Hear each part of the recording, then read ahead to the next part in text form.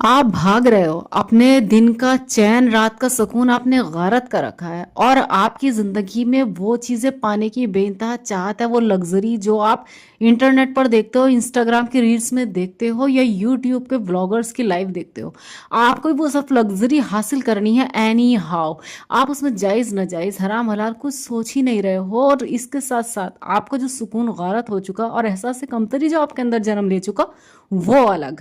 अगर लिटरली आप भी इस तरीके की भाग दौड़ में शामिल हैं, जिसमें कि इस टाइम पे 90% लोग शामिल हैं, कि वो चीज़ें जो आप देख रहे हो वो आपकी लाइफ क्यों नहीं है। आपको कभी भी अपनी जिंदगी में ऐसी अनब्रेकेबल और बेजा बढ़ती हुई किसी भी फीलिंग से जिससे आप परेशान हो रहे हो, अगर आपको ब्रेक लगाने हो ना, then search the solution in Islam. और वो जो सॉल्यूशन है ना, वो आपके जख्म पर मरहम का काम करेगा और आपको ये लगेगा कि वाकई में ये दीन फितरत है, क्योंकि ये तो वही बात कह रहा है जिस सवाल का मैं जवाब तलाश रहा था या तलाश रही थी।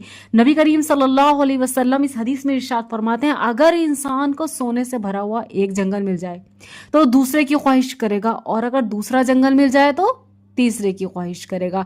इंसान का पेट तो सिर्फ कब्र की मिट्टी ही भर सकती है, यानी कब्र की मिट्टी में जाकर ही वो अपनी इस माल के बढ़ाने की ख्वाहिश से रुक सकता है। अलबत्ता अल्लाह ताला उस बंदे पर मेहरबानी फरमाते हैं जो अपने दिल का रुख दुनिया की दौलत के बजाय अल्लाह ताला की तरफ कर ले। उसे अल्लाह ताला दुनिया में दिल का इत्मीनान नसीब फरमाते हैं और माल के बढ़ाने की हिरस से उसकी हिफाजत फरमाते हैं। तो लग गया ना ब्रेक। कुछ भी आप हासिल कर लो, मोर हासिल करने की चाहत आपके दिल में पैदा होती रहेगी और ये चीज आपके सुकून को गारत करती रहेगी। दुनिया में सबसे बड़ी नेमत वाला इंसान कौन? जिसके पास दिल का सुकून है।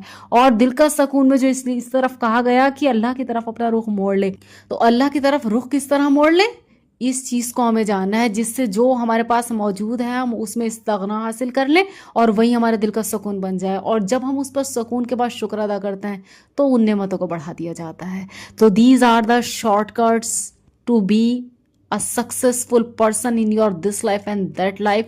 क्योंकि बहुत सारे लोग इस दुनिया में ऐसे हैं जो उस लाइफ को जीने का ख्वाब देखते हैं जो आप एक्चुअली में जी रहे हो, लेकिन हम हमेशा देखते हैं अपने से ऊपर।